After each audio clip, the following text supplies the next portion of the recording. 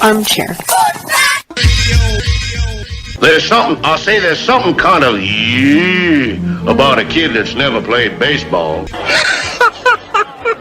We have been hoodwinked, bamboozled, and flat out deceived. Why did you get so drunk? You got drunk. I'm just really exhausted. What's in that cup? Rum and Cokes? Do you have any idea how important this is? We're trying to save the pump cup. Really? This is what you're doing? This is what you're doing? Chief, what do you want to do tonight? The same thing we do every night. Try to take over the world. 106 miles to Chicago. We got a full tank of gas, half a pack of cigarettes. It's dark, and we're wearing sunglasses. Hit it. Armchair. YouTube Live? Radio station. The radio station you can call your own. Do you know what listeners like about our station? I like everything. It's always on my radio. We never stop the music, except for now, when I talk. You're listening to Braves Country with Mac McGee and the Armchair Quarterbacks. We're here live weekdays, 3 p.m. Eastern to 5 p.m. Eastern, WQEE 99.1 FM, The Key, and simulcasting on YouTube.com/@Braves Country. Your first choice for Southern sports. Good afternoon. I'm Mac McGee. I don't know much, but I know one thing. Freddie Freeman says he ain't going to stay at the Omni Hotel. He's staying 10 miles away. What? Armchair. Community Access Channel. He's the armchair quarterback. He's full of beer and he's full of snacks. The all-American man with a cool one in his head. Yeah, the armchair. Hey, howdy, hi, and how the hell are you? I am in pretty darn good shape considering the fact that we went out and we won the series against a tough Seattle team. I think we saw that with their pitching. Man, I'll tell you what, that kid Kirby, that's the first time I've really watched him pitch since last year. I feel like he's a little better this year. That kid brings it, man. He can absolutely bring it. Thankfully, we were able to get enough runs to scratch out a victory there. And then, of course, the Saturday game just felt like a throwaway game. It felt like as soon as they took Jesse out and they put Tompkin in and Tompkin got in trouble, they just let him sit there and just wilt away. I just felt like like I say, they gave up, but it felt like they gave up. It felt like they were just like, hopefully the offense can score 9 and get us out of this mess. If not, we'll be okay. And we'll go out and try to win tomorrow. How about Jared Schuster? Jared Schuster absolutely dealing yesterday. And that is just unbelievable that Schuster has done what he has done. You consider how bad he looked just a few starts ago, came out this past week, we talked about it during the game. We talked about it the next day. I thought Schuster pitched pretty well. And then yesterday, he was absolutely dealing. Now, that's one of the biggest complaints that I've gotten or that I've seen from Seattle fans over this entire season is how inconsistent their offense is. And maybe we were just fortunate and got a hold of a very, up and down Seattle team, and we got the down part of them on Sunday, and maybe that's how Schuster dealt. But I don't think you can take anything away from Schuster. Schuster was dealing, and he was pulling the string on that slider and had them so off-balanced. I mean, it almost looked like a video game to me where he was just hitting his spots, and wasn't wavering, and the Braves got a couple of big hits.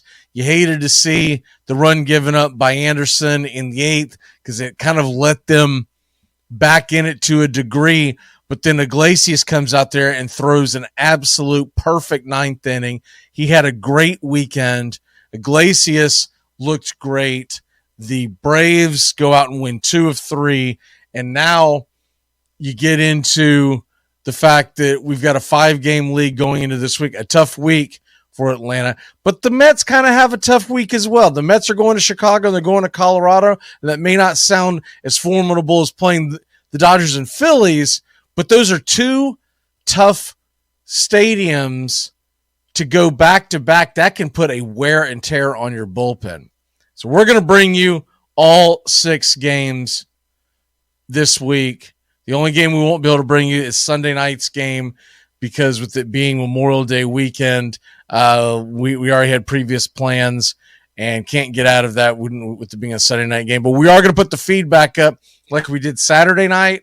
Seemed like it was fairly popular, got a pretty decent response to it, and it doesn't take me that long to set that up, and I'll be at the house long enough to be able to set that up before our plans kick in. So we're going to be on all 7 days, but we're going to bring you play-by-play, pitch-by-pitch, Monday through Saturday. Monday through Friday, they're all 7:20 first pitch. Saturday, it's a 4:10 first pitch. And so obviously we're going to be on the air here on WQEE 99.1 FM on our Braves Country Today show from 3 to 5 Monday through Friday. And on Saturday, we're going to come on with the pregame show about 3:30 and do that.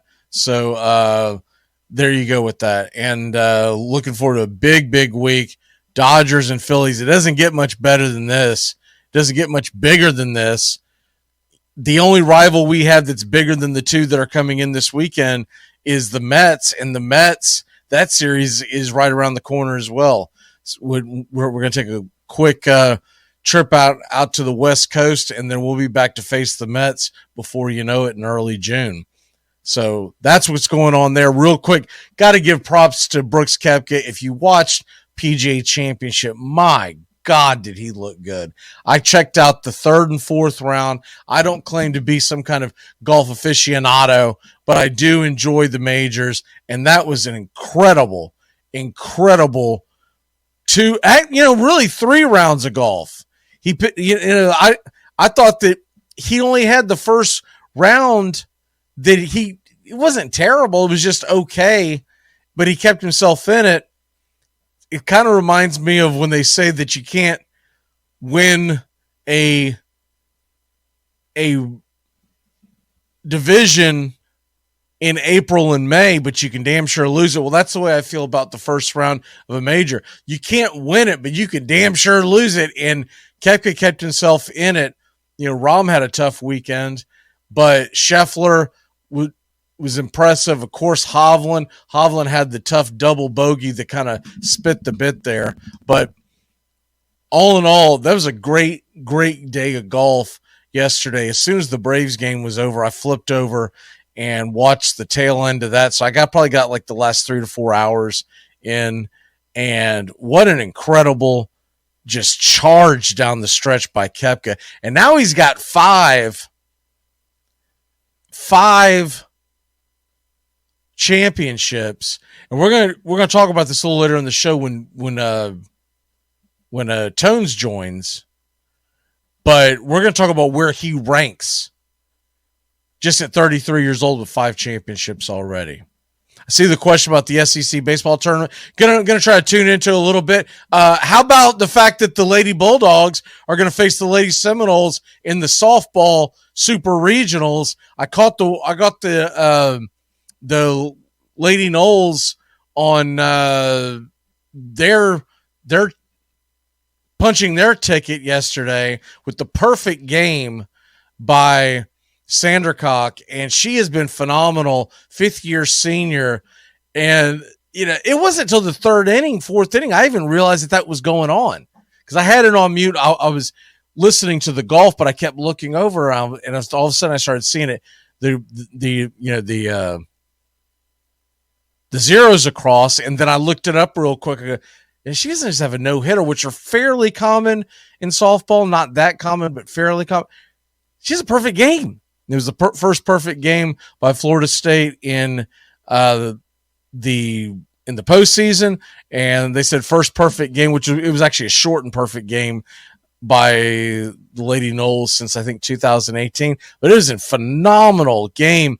Not only was it a perfect game, they won 1-0, and it was a winner take all. So the winner punched their ticket, and they're going to take on the Lady Bulldogs. That's actually going to start Thursday. I know a lot of these mostly start Friday. That's going to take place on Thursday. So I'm going to be locked into that one. I'm going to keep an eye on the on the SEC baseball tournament, but obviously get more into it as it goes along. But yeah, I'm definitely planning on checking it out because I don't think there's a lot of day games being planned for the early part of this week. So I get a much better chance to check out the SEC and ACC tournaments when they're playing those day games. Once again, there's night games and they're going head to head against the Braves. I mean, look, I like college baseball, but get a real bat and I'll get a little more into it.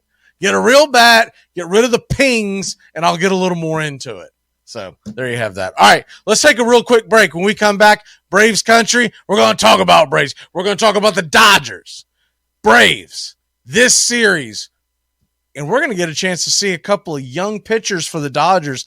2 pitchers who are ranked in the top 10 in all of Major League Baseball prospects. We're going to see them the next 2 nights. We will be back in a flash here on Braves Country today, 99.1 FM WQEE, Braves Country HD on YouTube.com. Keep it locked in here, Braves Country. Let's get after a big, big series. Just want you to stop saying odd You get any sleep last night? I don't sleep. I just dream. Braves Country today. We're talking Southern sports. We go live 3 to 5 weekdays right here on WQEE. Braves Country today. Southern sports talk with the voice of Braves Country baseball, Mac McGee. Joined every day from sports analysts from all over Braves Country, talking college football, the NFL, Major League Baseball, and what's trending in the world of sports. Braves Country today. We go live 3 to 5 weekdays right here on WQEE. How to improve your dining room by the Home Depot. New wood floors, new paint on the walls. Sure, you know us for that. But how about a new dining room table, matching chairs, bar stools? How about free and flexible delivery with easy online returns? Now you can explore decor in a whole new way. Save now on furniture. Everything for your home. Everything from HomeDepot.com. How doers get more done. This portion of the show is being brought to you by Whatever We Have in Stock Are Us, your one-stop place to shop for whatever we happen to have lying around at the time. Hey, Braves Country. Braves Country HD is bringing you Braves Country Baseball. Braves Country comes to you every Tuesday night and Friday night, and 2 bonus games every week. Hi, I'm Mac McGee. We'll be bringing you play-by-play, pitch-by-pitch of your Atlanta Braves. It's free to listen. Please like and subscribe. YouTube.com/@Braves Country. Braves Country Baseball for the fans, by the fans. You're listening to WQEE, home of Braves Country, weekdays, 3 p.m. Eastern to 5 p.m. Eastern, right here on the key, and YouTube.com/Braves Country.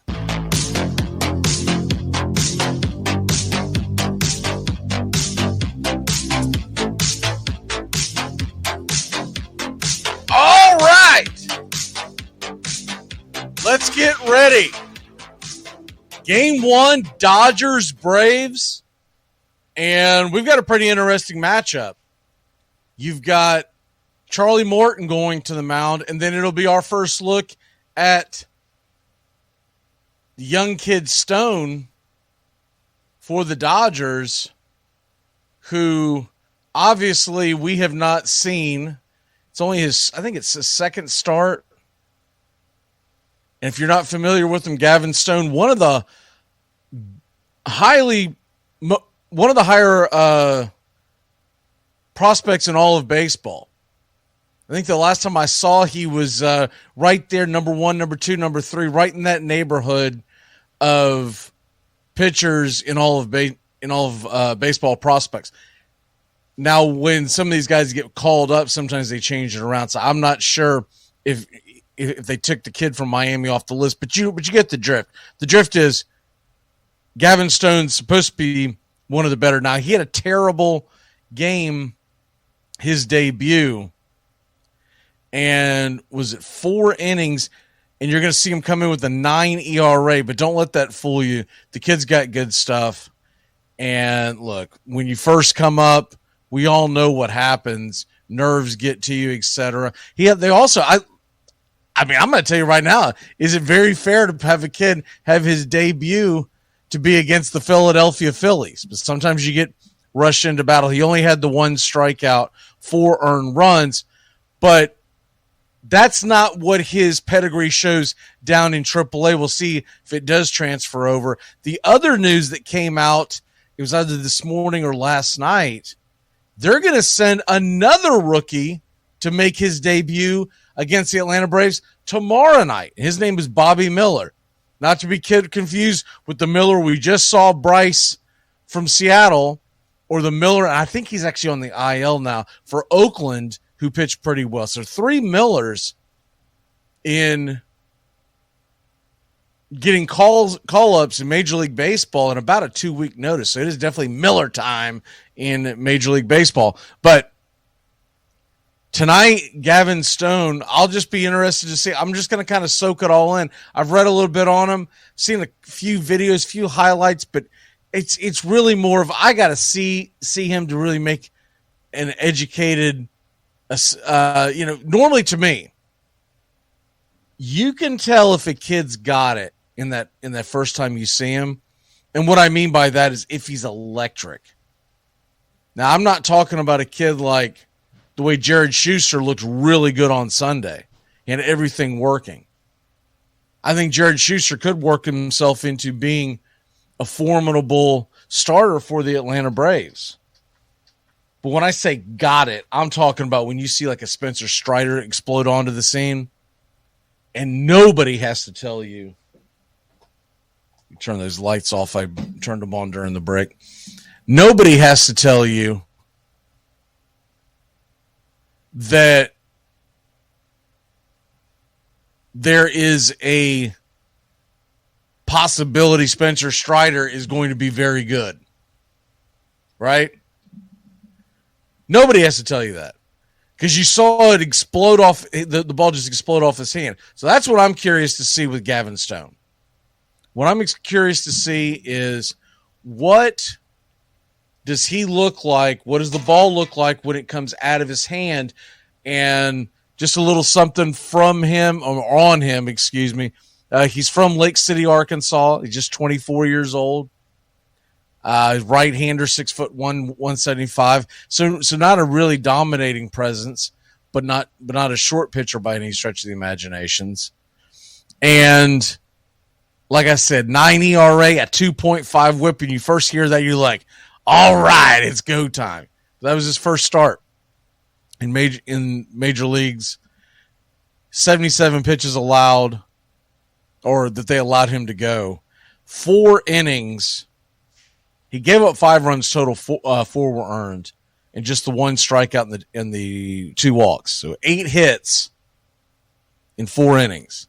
Now that's terrible. We know that, but I'll have to see it. I'm going to go in with the assumption he's really good because he's one of the top prospects, and we'll just see it unfold, and we'll see how it plays. And some guys take a while. But I remember the first time I saw Hunter Green pitch for Cincinnati.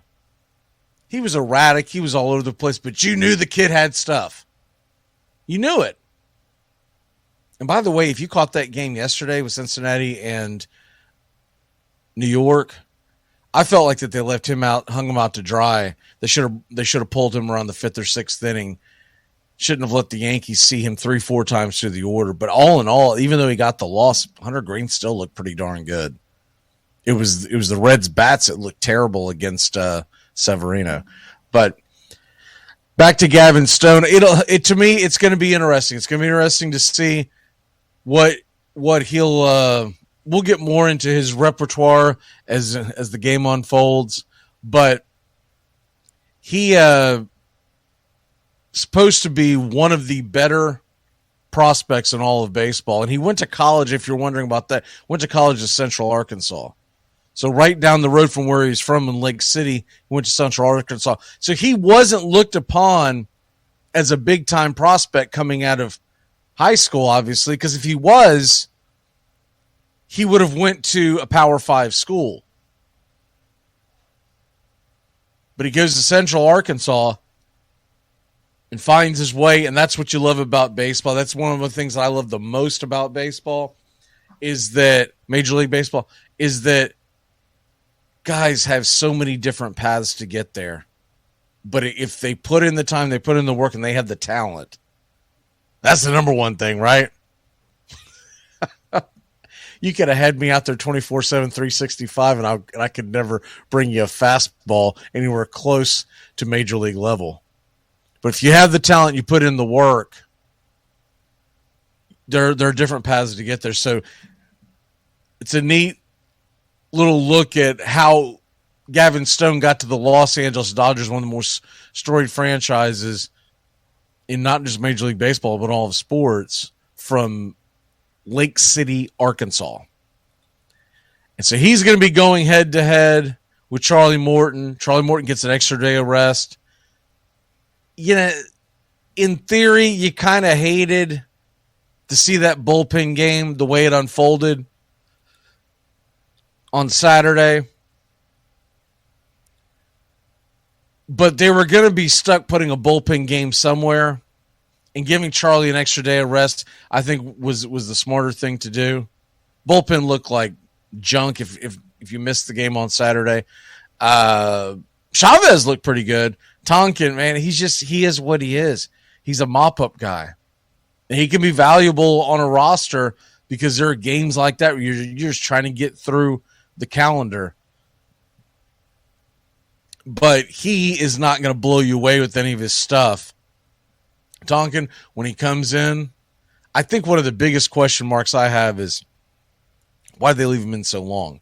If you went in for a bullpen game with that game plan of Tonkin staying in there as long as he did, I mean, he went through the lineup 1.5 times, and he was getting thumped.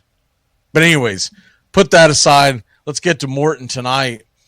And you look at his, you know, we've been talking about this, how Morton has looked better and better and better with each start.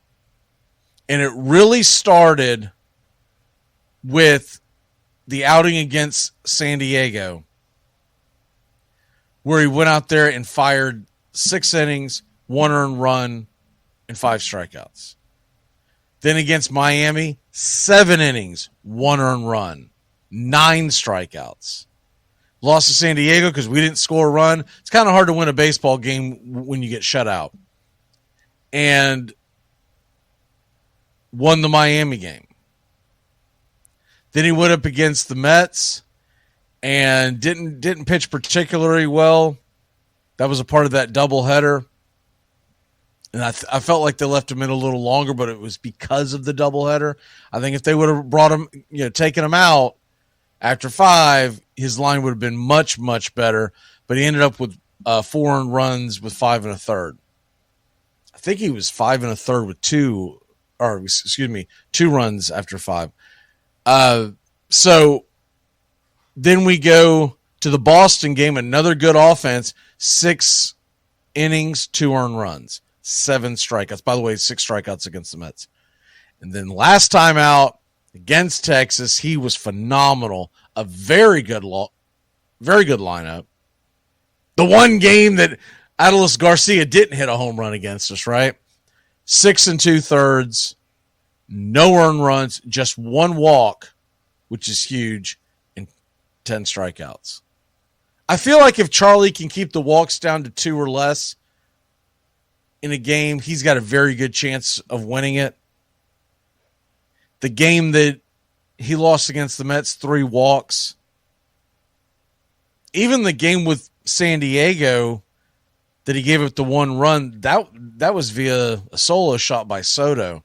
He did have 3 walks. But when you're looking at his walks, it's 1, 2, 3, 2, 3, 2, 3, 2. So he's typically somewhere between 2 and 3. And you can live with 2. You're ecstatic when you just get 1. But his curveball and just the way he pitches, it kind of leads itself to that kind of outing where he's trying to get you to chase that curveball. So there's going to be times where guys are going to spit on it and it's going to be ball 4. But all in all, when you're looking at the strikeouts, 10, 7, 6, 9, 5, you'll deal with a couple of strikeouts, couple of walks here and there. You just will. And so going into tonight, I would think that Charlie Morton's got the upper hand. And it's mainly because Charlie Morton's the veteran. He's still pitching well. I wouldn't necessarily call this his prime. When you look at Charlie and you look at the fact, he's 39 years old. It's far past his prime. And he's still a hell of a pitcher. And you would take Charlie Morton over most pitchers in baseball. And when we're all healthy, he's a hell of a number 4 pitcher or number 3, however you look at between him and Kyle Wright. But he's going to be a key part to us trying to keep this thing together while Max Fried gets on the mend. Kyle Wright is on the 60-day, so we know that's going to be a hot minute, and so on and so forth. What you hope out of Charlie tonight is 6 innings. Great to get 7. Because we're in the middle of that stretch now. We talked about it last week, but we're in the middle of that stretch where the Atlanta Braves are going to play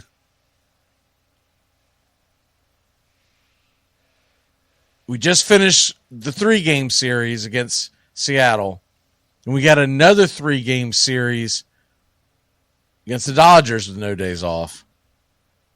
Then you got 4 at home again. All these have been at home against Philly. So that takes you to 10-game home span with no days off. And you throw into the fact that the day after that is a Monday game in Oakland with no day off. So we're going to play 13 games in a row, and we're 3 in. We've already had to have a bullpen game. That kind of tells you where we are. I would suspect they're going to pull someone up to spot start in this homestand. We talked about the possibility of it being Soroka. You could see Dylan Lee as well. You got to have, I don't think you can go, 3 more bullpen starts in a 13-game span? Then you're talking about wearing out your bullpen. You'd rather give anybody a nod as opposed to, just give them a chance to go out and see what they got, even if it blows up in your face, to not wreck your bullpen. By the way, this was brought up on Twitter today, and I did want to take a look at it and see what he's been up to. Victor Vodnik, who is 23-year-old down with Mississippi. Now, I don't expect him up anytime soon, but hey, stranger things have happened. You never know when a spot start or a stint in the pen, more likely, for Vodnik. But Vodnik has put himself on a trajectory. By the way, did anybody see the first pitch thrown out yesterday's game? Desmond Ritter, the first pitch, he threw it right on the money. It was a great first pitch. Anyways, back to what I was talking about with Vodnik. He is putting together a pretty good campaign this year, and you love to see it. But I think we're getting ahead of ourselves if we think he's going to be able to come make an immediate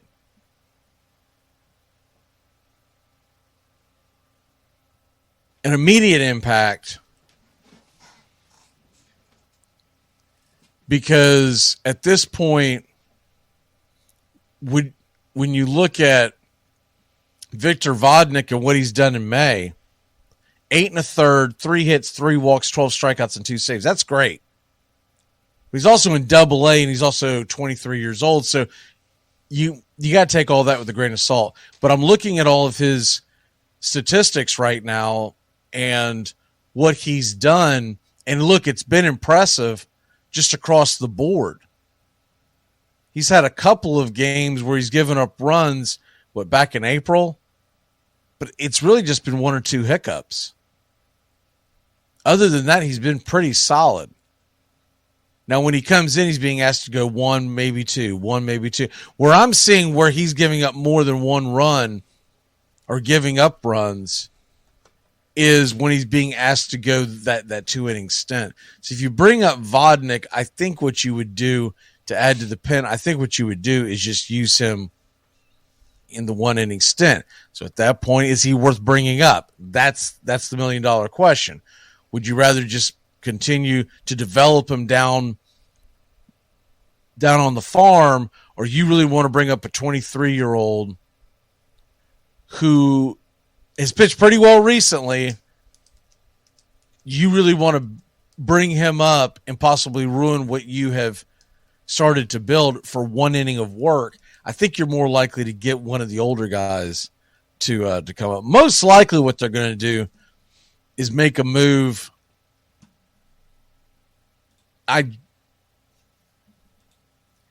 When you consider the fact that you've got Charlie Morton pitching today, and tomorrow it's still supposed to be Spencer Strider. They have not bumped him yet. Sometimes they'll do that, though. They'll give him an extra day of rest. But as of right now, Spencer Strider. And then on Wednesday, Bryce Elder. So it lines up Charlie, Strider, Elder for the next 3 games. The game in question, unless they decide to bump somebody, the game in question is going to be that Thursday game against Philly. I could see them pushing Elder back a day, or Strider for that matter, because they don't want the bullpen game to start the series off against the Phillies, because it's a divisional game. You could make the argument that the Dodgers series may end up being more important than the Philadelphia series, because what if we end up in a flat-footed tie against the Dodgers? It's going to go against head-to-head. But you look at what the Dodgers have coming for them in this series. Tonight they have Stone. Tomorrow night, you don't see it listed in a lot of, the ESPNs and whatnot yet, but the news was broken this morning that Miller's going to get the call up. So it'll be Miller versus Strider. And then Tony Gonsolin, who's pitching out of his mind again, 2-1 with a 1.13 ERA. He's going up against Bryce Elder. If I'm going to bump, what I would prefer to do is, and we're talking about a bullpen game as opposed to bringing someone up. I would much rather see them bring someone up. Bring them up, give them a chance. If they spit the bit, whether it's Dodd or whoever it is, give them a chance. And then if it doesn't work out, send them back down. But I would prefer to see them bump Strider back against Gonsolin and put the bullpen game or the experimental start, I guess we could call it, versus the rookie and Miller as opposed to Gonsolin, who we always seem to struggle against him to begin with. And then you add to the fact that Gonsolin's pitching well again. Seems like he's been kind of banged up over the last year, but it seems like he's pitching pretty well and is finally off the IL. So I'd rather do that and put my best foot forward and have Bryce Elder start the Philly series. That's just my personal preference. I would rather go Elder in the Phillies series and then give Schuster another shot. Why not? He pitched well. And Philadelphia struggles against lefties, so why not? And then you would be able, assuming you don't wear out Charlie Morton again and have him go 110 pitches tonight, you could have Morton back by Saturday. And then you'd be in limbo again on Sunday, but Strider would be ready to roll by Monday. But there's a lot of ways that we could go with this, but that's how I see the series is it's going to let you know where the priorities are. Are they more concerned with beating the Dodgers because they're looking at the overall standings, or are they going to go old school mentality and be more concerned with the division and put the bullpen game against LA? Right now on all the outlets, and this obviously can change, they usually decide to make a big announcement after the game. But right now, Morton, Strider, Elder, and then a bullpen game or whatever on Thursday. I would rather see the whatever tomorrow versus Miller, the rookie, who, look, let's be honest, he's probably going to struggle, or look, if he's lights out and we can't hit him, then what the hell does it matter anyways? But anyways, that's as far as the offense is concerned for the Braves. Riley is still struggling. The power numbers are not there right now. I do believe he's going to come out of it, but you got to call a spade a spade. He's not hitting like a guy that should be at the top of the order. Acuna is carrying this offense. He's not just hitting lights out. Nobody is unable to get into a slump. Nobody's slump proof, right? But man, he's been playing phenomenal. Hitting the ball, seeing the ball defensively. Saw a defensive matrix over the weekend that said that there was some defensive metrics that was suggesting that Ronald Acuna Jr. wasn't a top outfielder. And the first thing I said back to the person who posted this, I said, that's why you got to watch the damn games. Because if you don't know Ronald Acuna Jr. is an elite right fielder, that tells me you don't watch the Atlanta Braves play baseball. It's that simple. It's not a gray area. The guy's got an absolute rocket for an arm. He makes incredible leaping catches at the wall.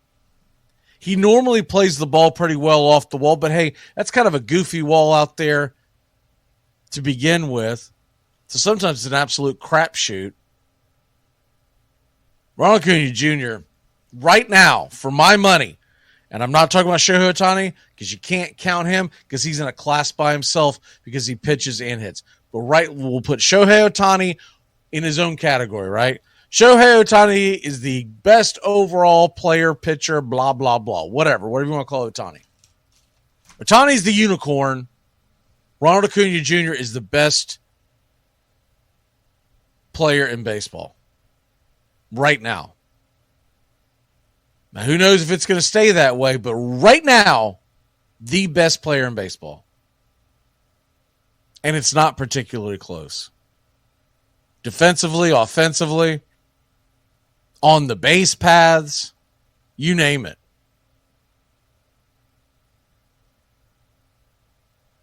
You name it. Ronald Acuna Jr., you can put anybody up against him, you're wrong. Acuna offensively has just been unreal. And the power's starting to come back, which makes the argument even easier.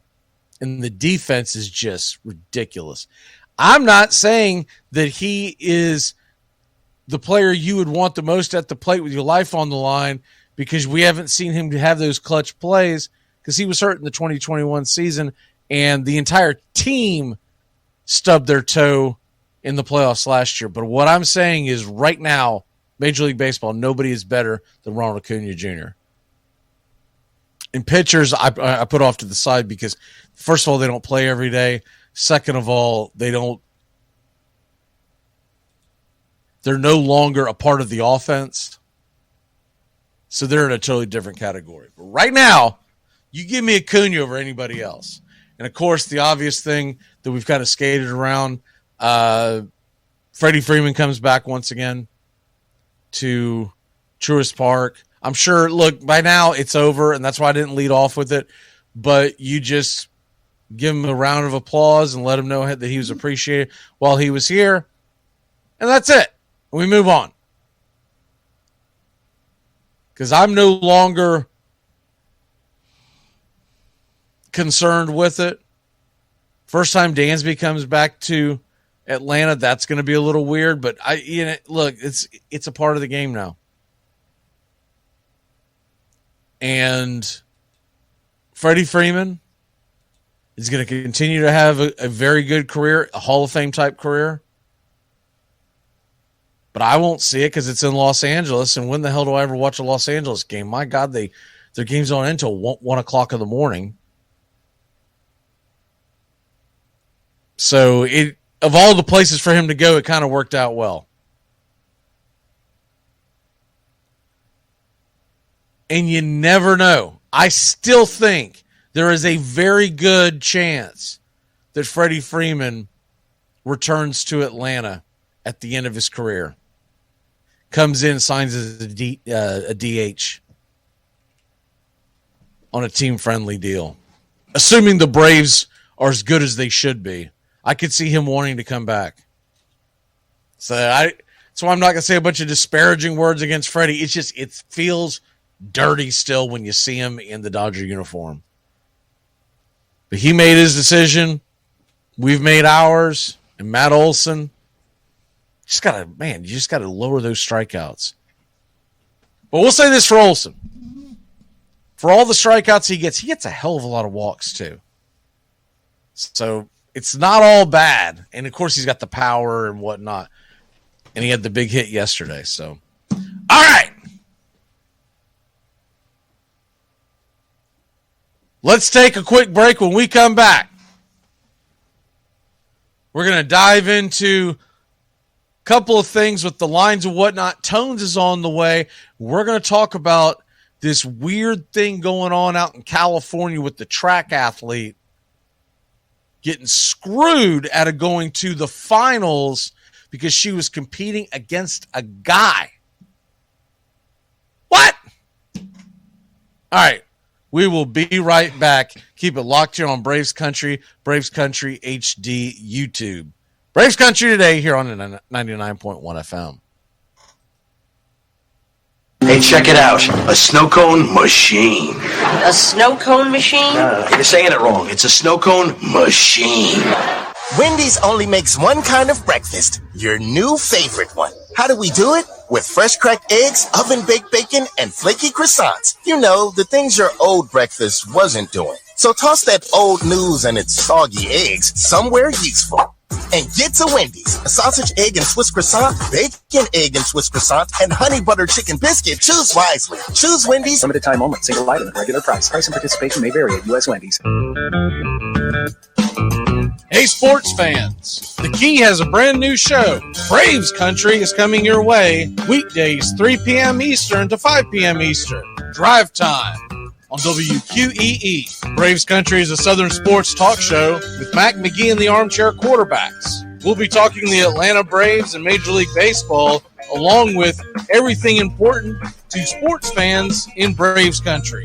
The SEC, ACC, Big Ten, and the National Football League, and the big sports news of the day. That's Braves Country with Mac McGee and the Armchair Quarterbacks. Weekdays, 3 p.m. to 5 p.m. right here on WQEE, The Key, 99.1 FM, and simulcasting on youtube.com/@Braves Country.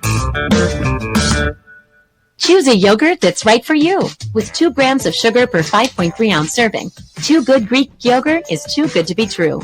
So Delicious dairy-free yogurt and Silk yogurt alternatives are delicious plant-based swaps you can enjoy by the spoon or add to recipes. Oikos Triple Zero Yogurt and Light and Fit Yogurt are tasty, non-fat yogurt options. So many flavors, varieties, and possibilities. Elevate any recipe and your everyday with yogurt. You're listening to WQEE in Noonan, Georgia, home of Braves country. Weekdays.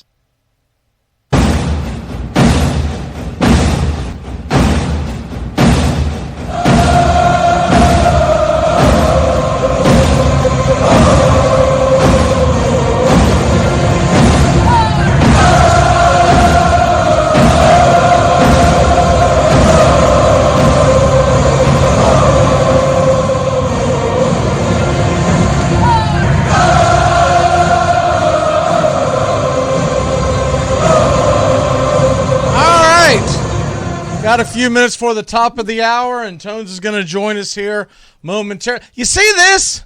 Did you see this thing? Bubba Wallace giving the bird finger. I don't know who the hell he was giving it to. Dude, you got to be smarter, man, when you're on camera.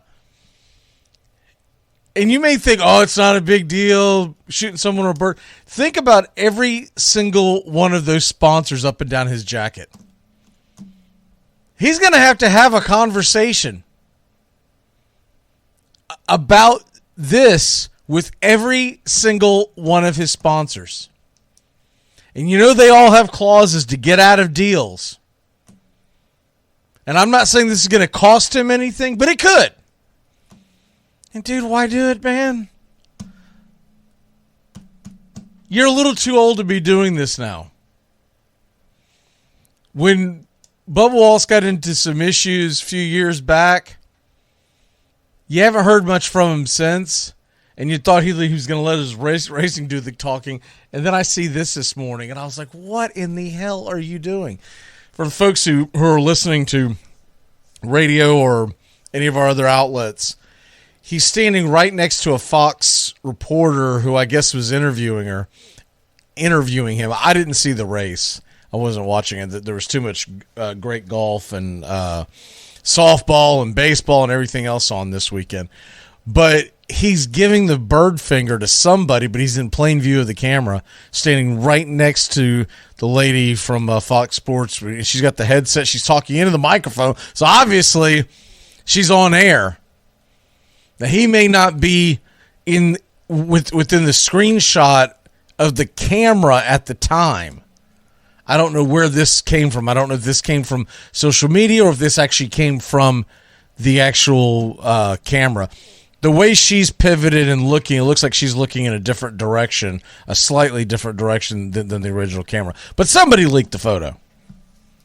Any way you look at it, it's bad luck. You can't do that.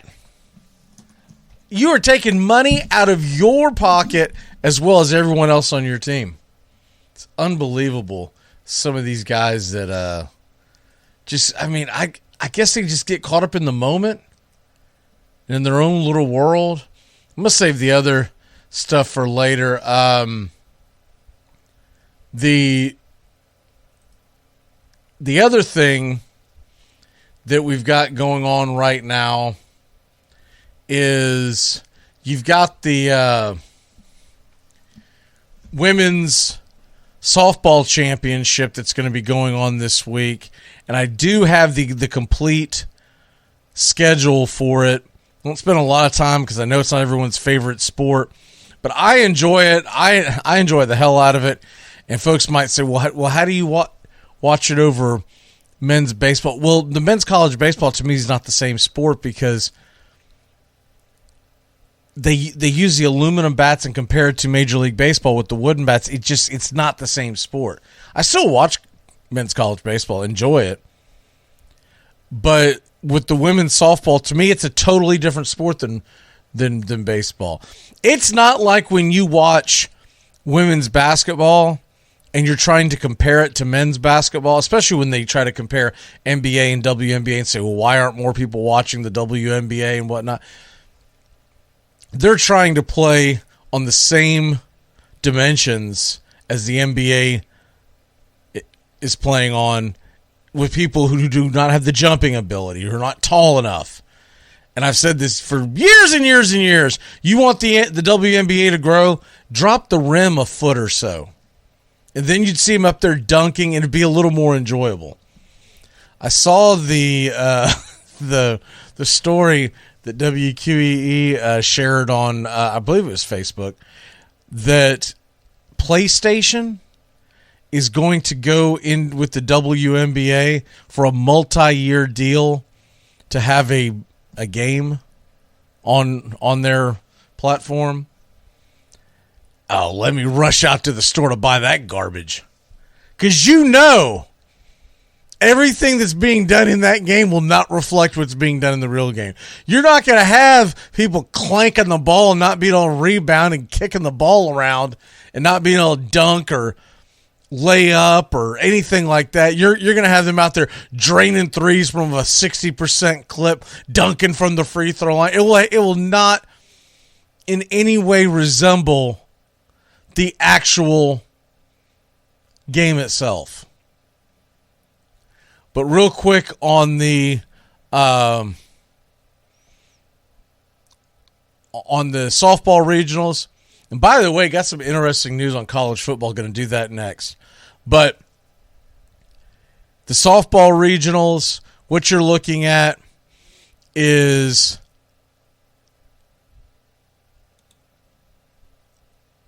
you've got pretty good. First of all, Oklahoma and Clemson, they moved on. Stanford moved on. Duke, Alabama, Northwestern, Texas, Tennessee, Florida State, Georgia, Oklahoma State, and Washington and Louisiana. Louisiana knocked out LSU. And then also Utah and what was the other team? Was it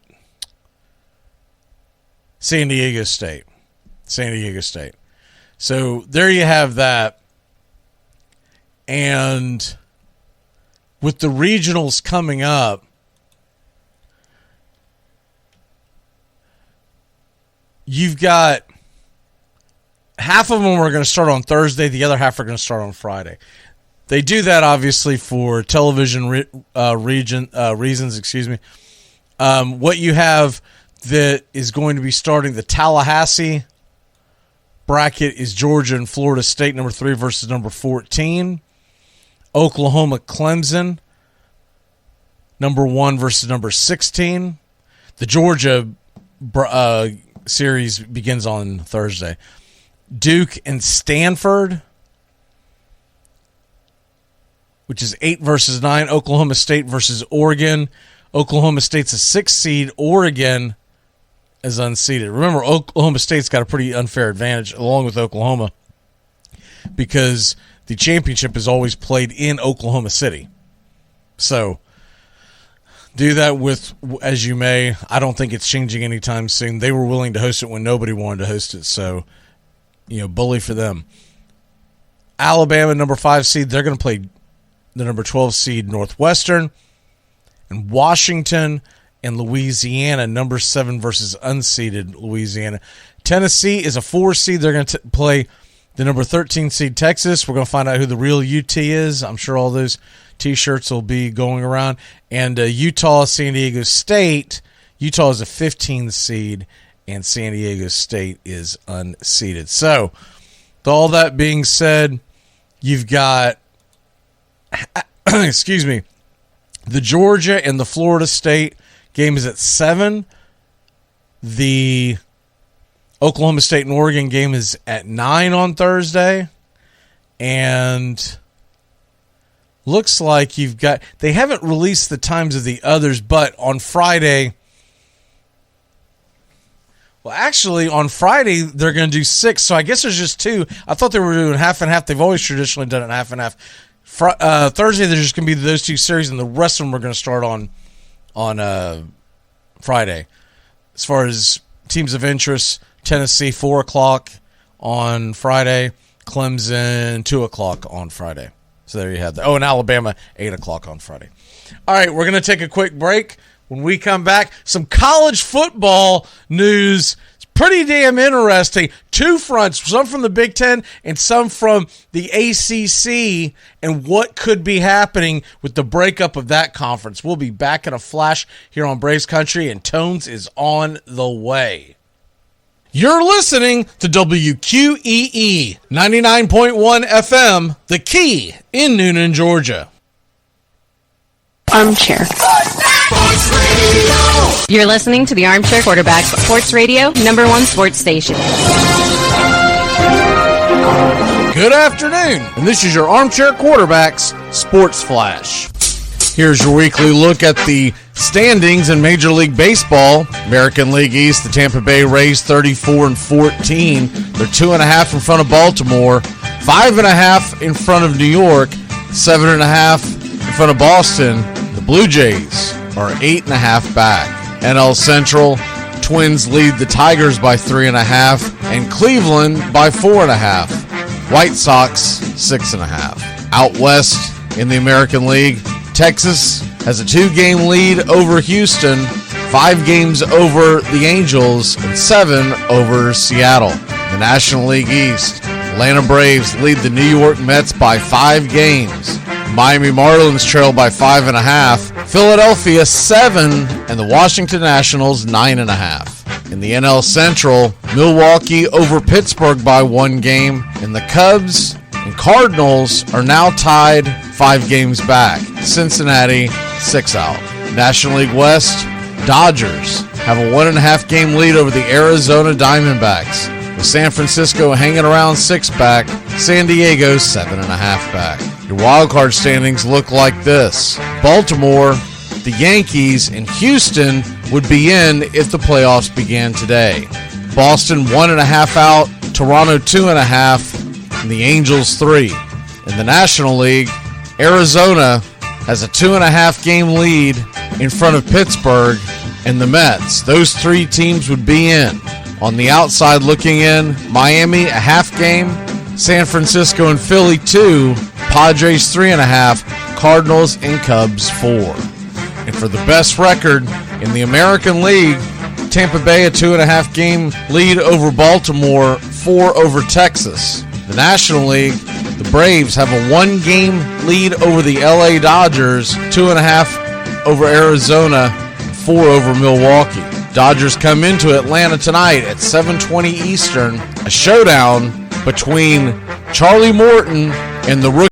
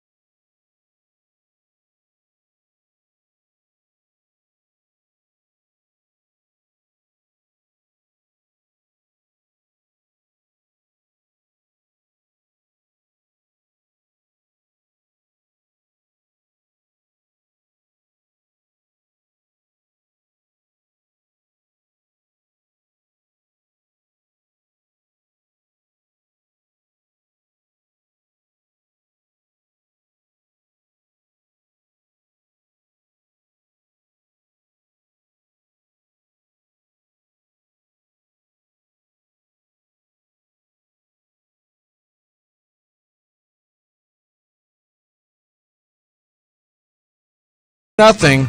Looking for the knockout blow tonight. That game can be seen on TNT. And that's your Armchair Quarterback Sports Flash. Stay tuned for Braves Country right here on WQEE 99.1 FM, The Key in Noonan, Georgia, simulcasting on youtube.com at Braves Country.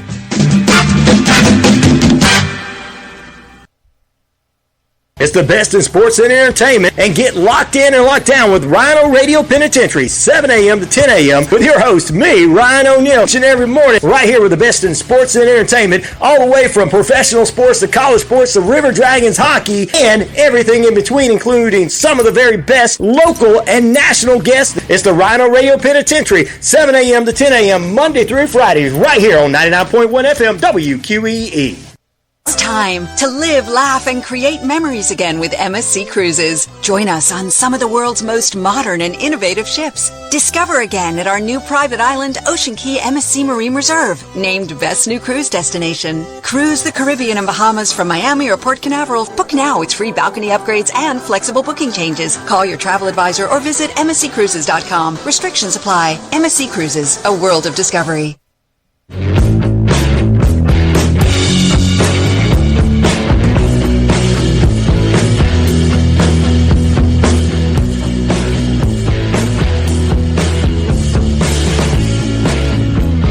Welcome back. Waiting a little bit as normal to get both the Dodgers and the Braves lineups at the same time. The Braves are always one of the earliest teams to put out their lineups. They just always have it. Ever since I've been covering them and doing the play-by-play, I've noticed that they are usually one of the first lineups in every day, comparatively, depending on the start time. Certain teams drag their feet and take forever, but Dodgers actually did it pretty. I consider the fact that LA was traveling and et cetera, their lineup is in. It's actually been in for about 30 minutes or so. So let's go ahead and get into it. Got the Braves on the screen, but don't worry if you're riding down the road on 99.1 FM or listening elsewhere. We will let you know what it looks like. We'll go through all the batting averages and all that stuff before first pitch, but right now I just want to get to the meat of the bone. Same exact lineup the Braves have had pretty much for the last week or so now. So it's Acuna, Olsen, Murphy is behind the plate, and Riley, Rosario, Albies, Ozuna is DHing, and then you got Arcia and Harris. And I'll tell you what, man, Michael Harris is in one hell of a slump. There comes a point where you can't call it a slump anymore. He's just having a bad year so far.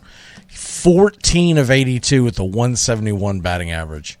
That is just... I believe in his talent, don't get me wrong. And he does phenomenal things out there in the outfield, so that's going to make up for it. And when he can get on, he's going to make up for it for being able to swipe bags. But one home run in 82 at bats, and I get it. He was injured. Coming back from that injury, still might be trying to get some of the rust off. But man, my, he is just having a bad year so far. Hopefully he can turn that around. But I still love putting him in front of Acuna at the number 9 slot. I mean, at this point, you got to. The guy's batting 171. You don't want him batting any higher. But he sits in front of Acuna like that. You're going to see a lot of fastballs. You're going to see a lot of fastballs. And that can only lead to good things. So the Dodgers, their lineup looks like this tonight. They've got Betts leading off. And then they're going to have Freddie Freeman batting second. And then Will Smith is behind the plate and catching. Max Muncy is their third baseman today. Sometimes he plays second. Sometimes he'll actually fill in at first, but we all know Freddie rarely takes a day off. And then J.D. Martinez is going to be the designated hitter. Peralta, left fielder. Same Peralta that wreaked havoc with us. David Peralta. Same one that wreaked havoc with us back when he was in Arizona. Yeah, that guy. And after Peralta, you've got Vargas at second, Outman in center field, and Rojas Miguel Rojas, former Marlin, is the shortstop batting ninth. Here's the thing you want to be concerned with the most. Here are the career batting averages, and they are not small sample sizes, of Dodgers in the lineup tonight that have faced Charlie Morton. Mookie Betts, 324 with a home run, 2 RBI, 3 Ks. That's in 34 at-bats. Freddie Freeman, 8 for 15 for a 533 clip, 2 home runs, 4 RBI. Will Smith is 1 for 9, 4 Ks. Max Muncy, he hasn't gone deep, but he's got a 286 average, 2 for 7. J.D. Martinez. Doesn't surprise me that with 33 at-bats, he's batting .303. What does surprise me, he has not hit a home run on Charlie. That's surprising. And then this doesn't surprise me at all, because I swear David Peralta just has part ownership stock in the Atlanta Braves. Anytime we used to play him when he was in Arizona, you could not get him out. 7 for 13, a 538 batting average. 1 home run, 3 RBI, and 2 K. And it wouldn't surprise me if Peralta has much better numbers against other pitchers for the Braves.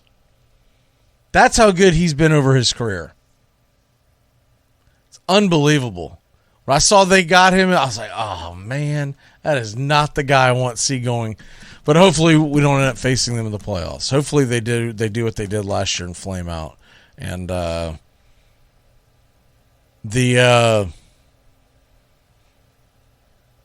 there's your look at tonight's lineup.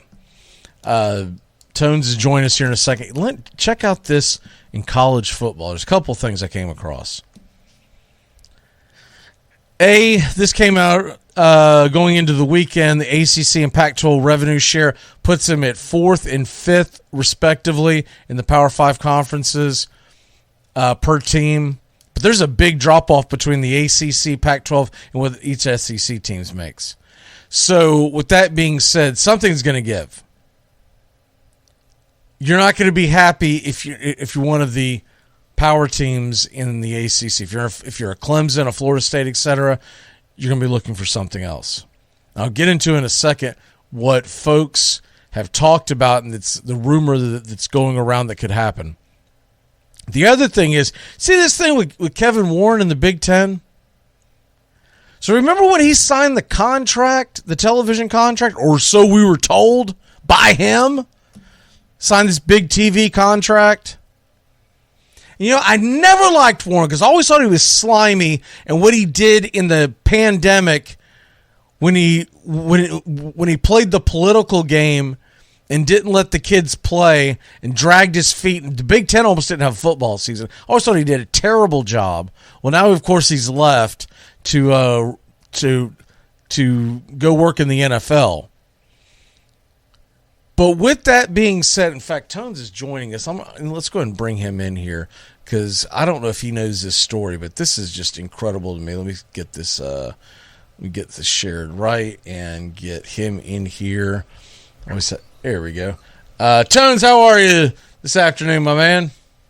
Good, brother. For once, it's a beautiful day here in the Chicagoland area. Feels like true baseball weather. Too bad the Cubs don't play tonight, of course. But great to be here, brother. Well, I'm glad you're having great weather. I'm dodging lightning bolts. Hey, stay safe. I keep waiting to lose the freaking power, man. And you need that tonight for tonight's big game. Yeah. It should pass here in the very near future, but I mean, my weather app might as well just scroll across "Buddy, you're screwed" because it said thunderstorms expected in the area, severe thunderstorms expected in the area between 3 and 5 p.m. And I was like, "What do they know my schedule? What the hell is that about?" But anyways, and every time it thunders, and it just thundered again, my little puppy is just running around freaking out. My oldest one, my youngest one doesn't give a crap. She'll sleep right through it. I don't know if it's because she's got bad hearing or what, but she'll sleep right through it. So we have these things called thunder jackets, and we don't have to put it on the youngest, but the oldest we have to put it on, and it finally puts her to sleep. That's interesting. I don't know if you're familiar with them, but they're basically just something that swaddles them. It just looks like a little vest, is all it looks like. But I guess because it hugs them so tightly and everything like that, it makes them feel safe or whatever. But that's cool. Check this out. And I'm actually glad the newest one, by the way, my wife got the dog's name engraved on it. And first of all, I'd say, well, what's the point? Is she only going to wear it at home? But the good thing is now I know which way is in and which way is out, because the older one that was on for our older dog, that thing was big. It was Gafus. It was gray, and I could not tell if I was putting it on right inside or out or whatever. I always had to. It took me like 5 attempts. It looked like me out there trying to wrestle a steer, trying to get one of those damn things on. But anyways, I'm wondering if you're familiar with this thing that came out about the Big Ten's Kevin Warren. Ex-Big Ten Kevin Warren. And we all know Kevin Warren was the commissioner of the Big Ten, and he's the one that basically almost cost the Big Ten a season back in 2020, right? And now he's the team president and CEO of the Chicago Bears. But did you hear this thing that is broken about the Big Ten? They don't really have a contract for this year. Yeah, aren't their television rights botched or something along those lines? So I made some notes because I didn't want to screw this up. When he announced that there was a new TV deal in place beginning this year, $7 billion for the next 7 seasons, he failed to mention it had not been signed off by all the chancellors and all the signatures that you need in every single university in the Big Ten. And there's a couple of things, but here's the big one. This is the big one. This is the one that I'm like, what? He agreed to this and he didn't have the power to agree to this? He let it be known that the Big Ten, because I remember it being a part of the press release, and I've already seen advertisements for it, so I'm really confused on how this is going to go down. About being able to give NBC the night game, the big night game of the Big Ten, right? But they don't have it to give, because Fox Sports still owns those rights. Here's the other kicker that I was not aware of. You might be a little more familiar with this, but I guess this is like an unspoken rule that is a rule for a handful of Big Ten teams. Not every Big Ten team, but it's a handful, and it seems like it's the big ones. It seems like it's, from what I heard, it's Ohio State, it's Penn State, it's Michigan, and I'm forgetting a couple. But anyways, those right there alone are the 3 big brands of the Big Ten. If you spend $7 billion to get games and you want them on night games, a Saturday night game, first of all, it's a problem that you don't have it to give. The other thing is, evidently, there's some bylaws. It's been an unspoken rule that certain Big Ten teams, including the 3 I just named, there's a couple others, they don't play night games after certain dates. And so after it gets later in the season, and there's a few reasons why, but I'd say one of them is because of the weather. But after, I forget the date, but it's October something. Yeah, it's like late October. Right. So they're not going to have access to those teams in late October into early November. Now, you'll be able to pick from other teams. Oh, okay. But if I want to put a primetime game of the Big Ten on my network, Tones, and you're going to tell me that I can't have Penn State, I can't have Ohio State, I can't have Michigan, and I want to say Michigan State's the other one, but Michigan. I can't remember that one. But the point is, what are you going to tell me? I get Iowa versus Purdue, whom both might be 6-6. Minnesota, Indiana doesn't sound appealing to you. No, but for real, he left him in a bind, and he didn't cross his T's and dot his I's, and he just took the next best thing. And at the same time, he wanted to talk about his creation and project like it was some kind of glorified idea, when in theory it had a lot of holes in it, and now it's all coming to the forefront. So, where he got his opportunity, and, it's a shame. Some people like to leave their old job all closed off, but he left it with a lot of open holes, sadly. He's a liar, and let's just call him a liar what he is. He left the Big Ten high and dry, who made his name, and I was wondering why someone would leave the Big Ten as a commissioner to go haul ass to go run the Chicago Bears. Not that that's a bad job, but the point is, you're the commissioner of the Big Ten. Mm-hmm. It's felt a little bit as a step down, and now it all makes sense because he lied his way through the whole thing.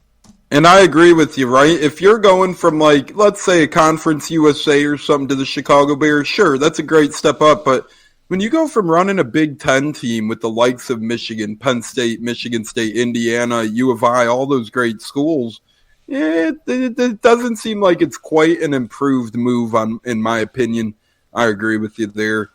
Something seems stinky, and now the fish are coming out. Oh, it stinks. It stinks bad. It smells bad. Mm-hmm. And, no one to blame but himself. Sadly, he left a lot of loose ends really loose. He comes off to me as a slime ball now. I always wondered about him, never was a big fan of him, but now about this, slime ball. Yeah, you can't pull a move like this to the Big Ten. I mean, the Big Ten, SEC, ACC, right? As much as we love the Big 12 and Pac, those are the big three. You screw with one of those three, you're going to piss off a lot of people, and that's just what he did. Well, it's not just that, but the way he did it, I don't care if he did this to the Sun Belt, right? The point is, he knew what he did, and he just walked away. Not my problem. Figure it out. Handle it. Handle it. I don't think a lot of people remember that sitcom, but that was one of my favorite lines. And that thing was, what was the name of that? Carter Country? Handle it. And he was the mayor of the town that just sucked, and every time big something would come up, he would just go handle it, and he'd walk out of the room. Oh man! What the hell? Yeah. So this guy was the mayor of Carter Country, is essentially who he was. I miss the old school sitcoms. All right, 420, smoke them if you got them. When we come back, we're going to talk about why a man can win a women's championship only in California. I'm bad at sex. There's a lot of thrashing and thumping, but nothing really gets done. I'm like a broken dishwasher. Armchair Quarterback Radio. We cover the world of baseball from start to finish. Baerga is 0 for 3. Left center field. Grissom on the run. The team of the 90s has its world championship. A liner off Nagy's glove into center field. The Florida Marlins have won the World Series. Brocious, fittingly with a throw, the Yankees have done it again. Number 24. They are the world champions of baseball in 1998. Chance of a lifetime for Luis Gonzalez. 2-2, bottom of the ninth, game 7 of the World Series. Bases loaded. Florida, center field. The Diamondbacks are world champion. Red Sox fans have longed to hear it. The Boston Red Sox are world champions. In the air to left, well hit. Back is Craig. What a team. What a ride. The Cardinals are world champs in 2011. Armchair. It's the best in sports and entertainment, and get locked in and locked down with Rhino Radio Penitentiary, 7 a.m. to 10 a.m. with your host, me, Ryan O'Neal, each and every morning, right here with the best in sports and entertainment, all the way from professional sports to college sports to River Dragons hockey and everything in between, including some of the very best local and national guests. It's the Rhino Radio Penitentiary, 7 a.m. to 10 a.m. Monday through Fridays, right here on 99.1 FM WQEE. Take the scenic route in the new Hyundai Santa Fe, the family SUV with available H-Track all-wheel drive to help you travel way off the beaten path. Find new adventures together in the Hyundai Santa Fe.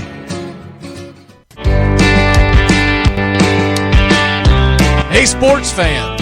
Weekdays, 3 p.m. Eastern to 5 p.m. Eastern. Drive Time. on WQEE. Braves Country is a Southern sports talk show with Mac McGee and the Armchair Quarterbacks. That's Braves Country with Mac McGee and the Armchair Quarterbacks. Weekdays, 3 p.m. to 5 p.m. right here on WQEE 99.1 FM.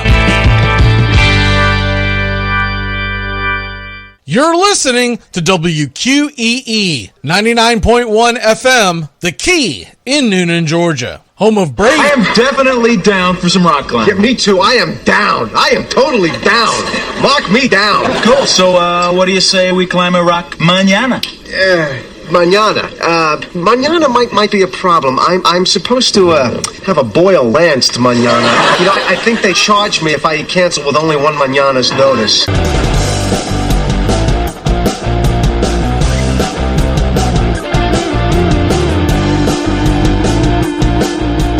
Welcome back.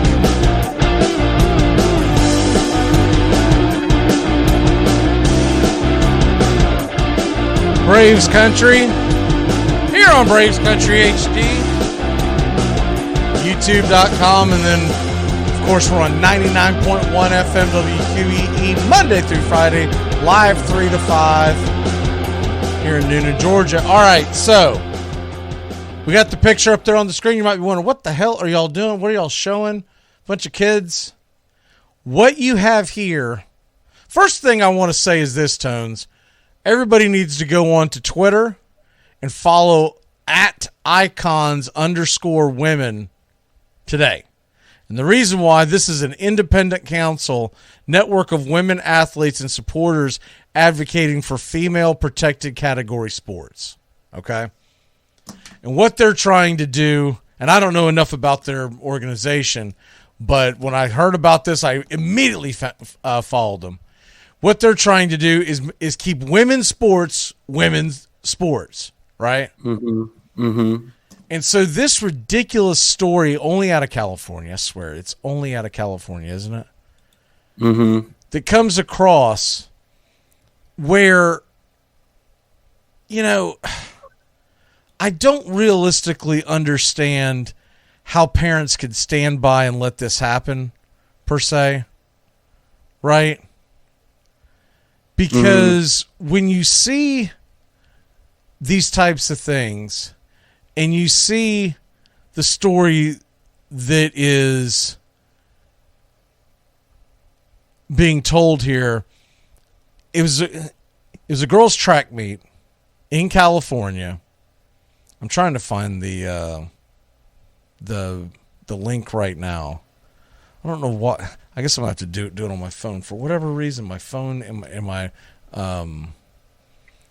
laptop never coexist as far as being able to try to find stuff. Have you ever noticed that on Twitter? Yeah, I did. It's terrible.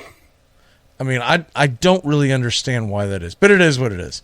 But anyways, so at one point I thought you had liked the pic. But anyways, the point of the story is this young girl that you see on the far left on your screen, you can see her putting a thumbs down. And she came in fourth in this track meet. I'll get the details here in a second. And because of that, she's not able to go to the next round going to states because only the top 3 qualify. And you could say, okay, well, you know, you weren't good enough and da-da-da-da. And normally that would be the story, and it would be a non-story. But if you see the person standing to the right, it's her left, but to the right of the picture, if you're looking at the picture, that is a transgender athlete. And I'm not going to put the athlete's name out there because realistically, it's not the kid's fault. It's the fault of all of these entities allowing the kid, allowing a boy to compete against a little girl. And the boy finishes in third, which knocks the girl in fourth out who's got the thumbs down. And so she can't go to states, and you're going to have a boy compete against other girls in states. And what an asinine story. It's one of those things where you should compete with what you're born as. Nothing against their choice as an individual, and as you said, nothing against the person of interest here in this topic, but it's an unfair advantage if you're a male born and then you start competing in women's sports. Odds are you're going to have a genetics advantage in most sports, if not all sports, and that's really unfair, and you hate to see a young lady get ripped off the opportunity of a win or of a placing of third due to an unfair rule. And I really think a lot of states need to look into this one a little bit more. I know some states have, and a lot of people, a lot of ladies, regardless of political opinions, are putting their foot down on this and saying, hey, keep women's sports with just women. And I think that's how it needs to be. As you said, it's not at fault of the kid. Have him compete in a male sport. That should be the rules. If you're born a male, you should compete in males. If you're born a female, you should compete in females. Not saying they can't compete, not withdrawing him from competition. Just compete in the appropriate division. Don't give any extra advantages to anybody. And you do get that when you have a born male compete in female sports like we've seen in California, and then you get a young lady screwed out of something that she deserves. It's not fair and it's not right. And honestly, like, could you imagine in the ladies pro golf tour, if a male competed out there, you know, it would just be crazy and give them such an advantage. They tee up from different spots and everything. It would be ridiculous. Tiger Woods would still be winning majors. Right, like you could easily have, you know, exactly. You summed it up perfectly. Hell, and Jack Nicklaus would still be winning majors. Hell, me or you could go out there and probably. I wouldn't go that far. No, I was going to say place top 20. You might be able to, but I'm terrible at golf. Me too. I was going to say place top 20. Maybe that's unobtainable, but you get the drift. It just gives certain type of people a certain type of advantage, and it's unnecessary, in my opinion. You know, here's the point of the entire thing for me is this. We heard for years and years and years, Title IX, women's liberation, et cetera, et cetera, et cetera. And now they're having to take a back seat to boys playing in their sport. And I'm sorry, but when you get to the bare nuts and bolts of this, men have an unfair advantage in most sports from genetics. That's all it is. It's just genetics. Mm-hmm. And it's unfair to ask a little girl to go compete up against a boy. Yeah, there's a reason why when you're a little kid, like I'm talking about like first grade and whatnot, I can remember that was about the time, maybe it was second grade. I don't remember. But did you ever have field days? Yes. Okay. When you were a little kid, like in kindergarten, I don't think they separated us. I think we just ran out there, probably just ran into each other. Didn't know what the hell we were doing. Mm-hmm. But by the time you started getting first, second grade, etc., you were separated into this is the boys' division, this is the girls' division. Mm-hmm. Because the boys ended up being a lot faster by then, a lot stronger, et cetera, et cetera, et cetera. I remember that completely. And yeah, even when you were testing for stuff, right, you needed different goals and requirements of that testing for push-ups, for sit-ups, and quite frankly, for the flexibility testing, women were expected higher. So regardless, you know, male or female advantage, you were expected a little bit more, a little bit less, depending on the subject at hand. If it's pull-ups, the males were expected a little more. If it were sit-ups, the males. If it were flexibility, females. And field day well, as well. I'm talking about more of the ones like, you know, the 50-yard dash. I think that's what we're, you know, I always think of the 40 now because of the NFL, but I think we were doing 50-yard dashes. We were doing 50s. Yeah. And so like 50-yard dashes and, you know, stupid things like the potato sack race, we'd all compete against each other, right? Because, I mean, that really just comes down to who's coordinated enough not to bust their head wide open. But I'm talking about actual sports where strength and speed, et cetera, rule the day. I mean, what's next? LeBron gets a little too old to play the NBA, so he goes into the WNBA, starts smashing them around. Yeah, it's just, and even with baseball too, right? Growing up, T-ball, you're playing guys and girls. Well, and there's then a reason why women play softball and men play baseball. It's because the main thing is the arm strength. That's the number one thing. I watched a lot of the softball this weekend, and of course, the bases are much closer, right? And the ball is bigger, so there is that difference. But I noticed there were plays where the ball hit to the shortstop, and they weren't trying to throw him out at first.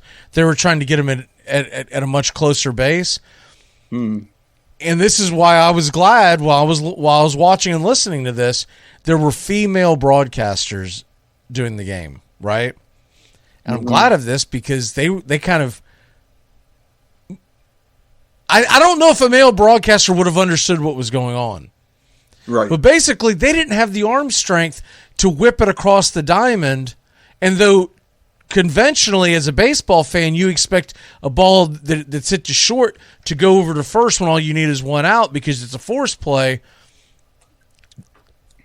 And forgive me for not remembering their names, but the color commentator, she said she didn't believe that shortstop had enough arm strength. Some of them do, but a lot of them don't, and it's more about speed at that position.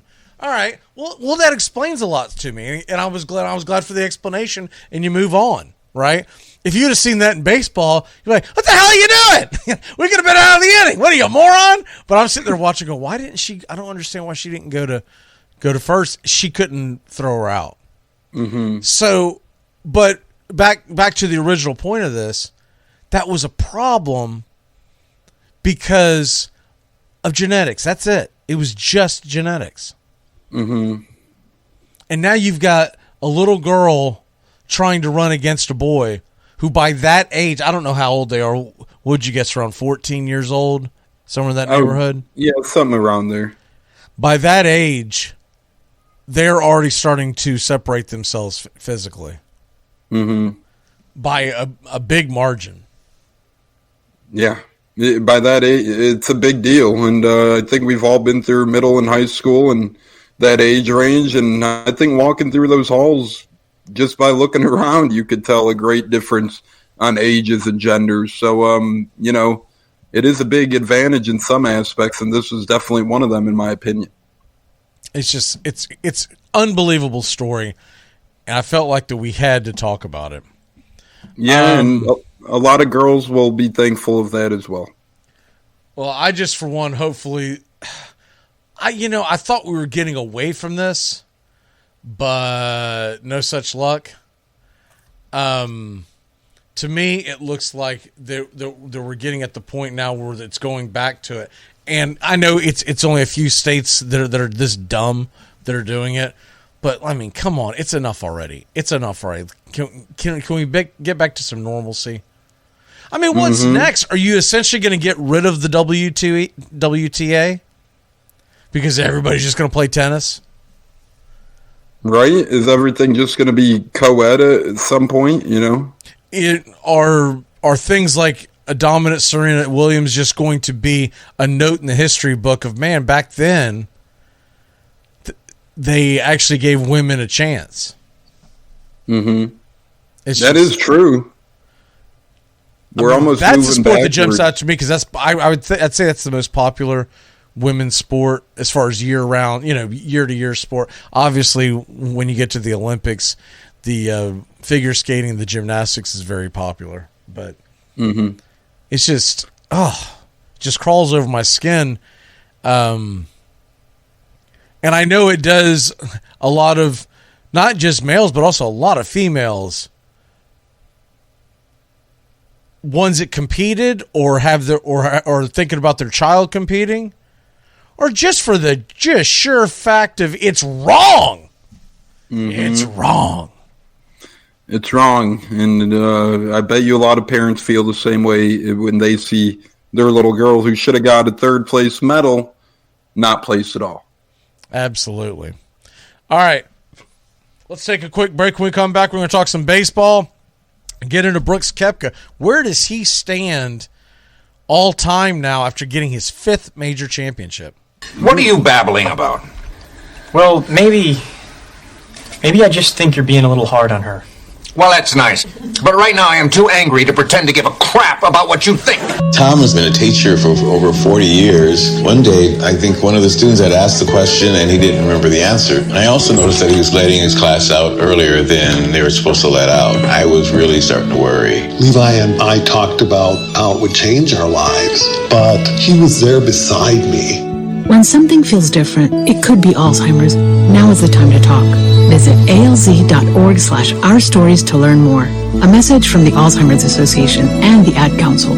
Are you looking for a reliable dental practice that not only cares about your teeth, but is friendly to work with? How about one that offers great deals and new patient promotions? Well, your search is over. Most Valuable Smiles in downtown Eatonton, Georgia is committed to giving you the biggest and brightest smile. Right now, get a $99 new patient special including x-rays and exam. Maybe you're looking for veneers. Most Valuable Smiles veneer special includes 1 free veneer with every 5 purchased. Or get that bright white smile you've always wanted by taking advantage of an exclusive $100 off Zoom whitening treatment when you book today. And don't forget that 2022 is almost over. That means most insurance policies will reset by the new year, and to avoid losing that extra money, you need to use it or lose it. Book an appointment today with Most Valuable Smiles in downtown Eatonton to lock in these exclusive deals. Call 706-623-0318 or visit mostvaluablesmiles.com. Look, I got some bad news. I guess there isn't a good way to tell you something like this. Your god-uncle died. My god-uncle? There's no such thing as a god-uncle. Yes, there is. It's your godfather's brother. You remember your god-uncle, Charlie. Oh. Yeah, you know, as much as I'd like to pay my respects, catch up with my god-cousins and meet the god-neighbors, I have some urgent business that just can't wait until later. All right, here's your popcorn and the remote. There, enjoy your show.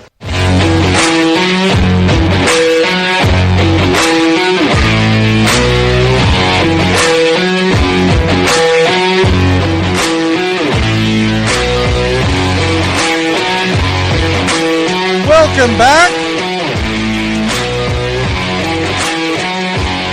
Braves Dodgers, game 1 of a 3-game set, 7:20 tonight.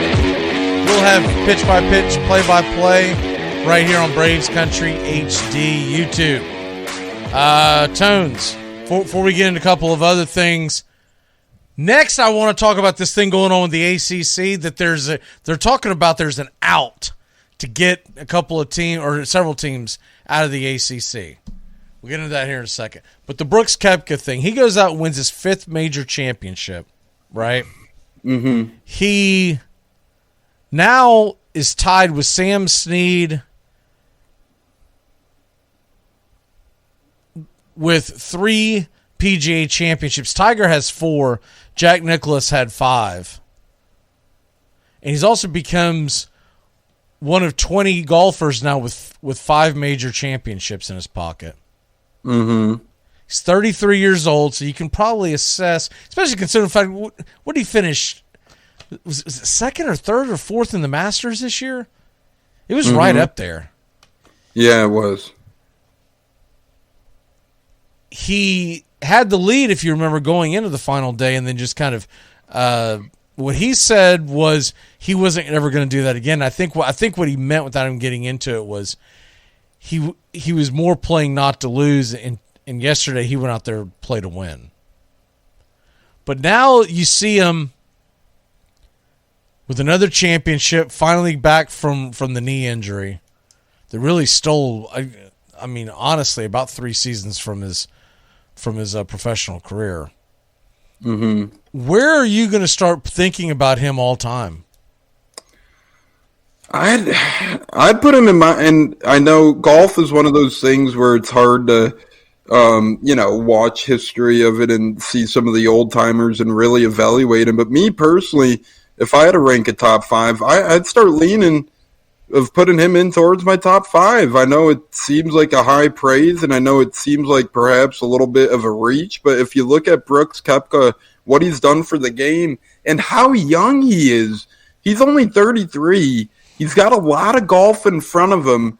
He made history to me as well by trying to take a leap. I know it was a risk and a gamble going to the LIV, and the LIV could still backfire, but it makes his win that much more sweeter to me yesterday that he was a part of the LIV going into it, and people were all sour grapes with these guys. They were saying, oh, they're not used to this much golf, or they don't take golf seriously, or, Jim Nantz, I love Jim Nantz, but he's throwing disses in the booth at a guy like Brooks Koepka. Oh, for those of you that got to watch him last week, it's really cool when a guy like Brooks goes above and beyond, and I think the polarizing LIV golf honestly adds to the legend and myth of Brooks Koepka, and to be quite honest, I would put him in my top 5, probably right around the number 5 mark, but man, with his age, who knows how many he could win? He could easily get up to 7, 8, 9 at that point. He could pass Phil and a lot of other of the big guys.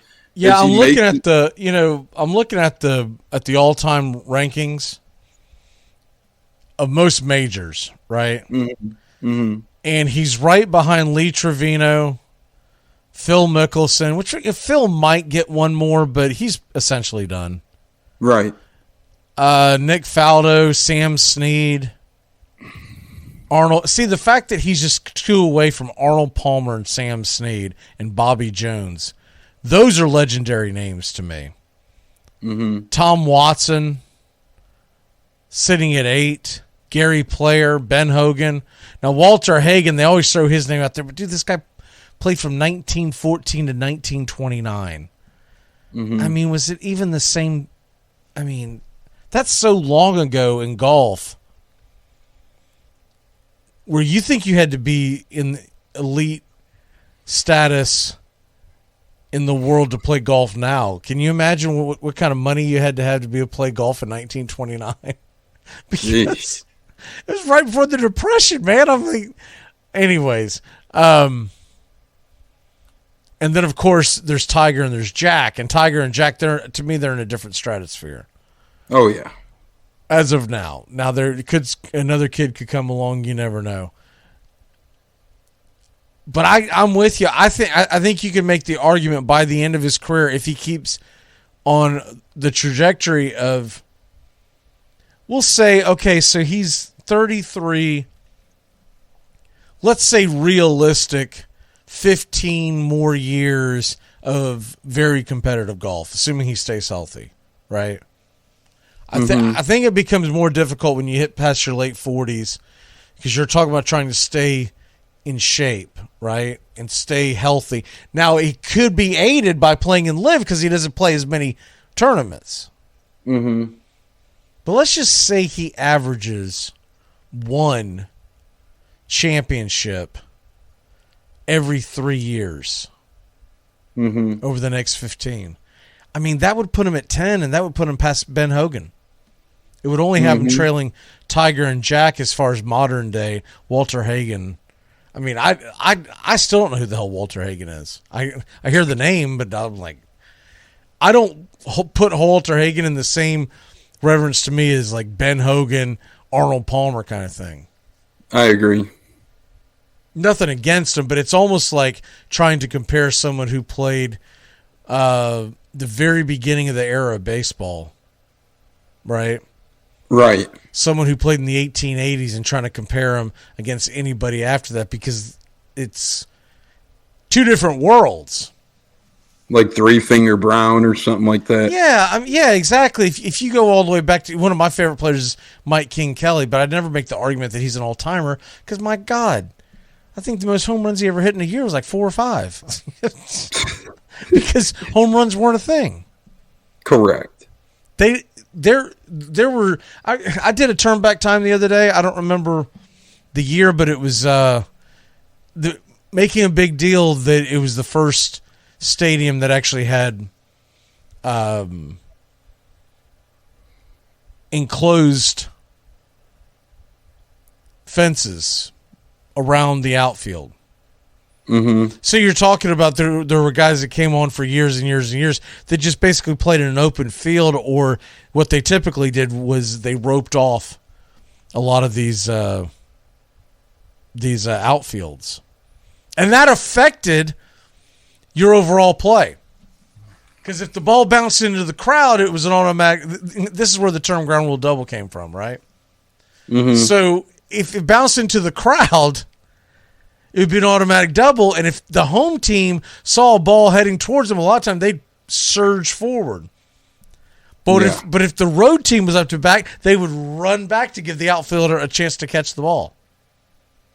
So think about that when you think about trying to compare eras. To me, everything begins around the Babe Ruth era, where they actually had like the modern facilities all the way forward. But as far as golf, man, Walter Hagen might have had a huge advantage for whatever reason. Won 11 in 15 years, man. It's impressive, but who the hell was he beating?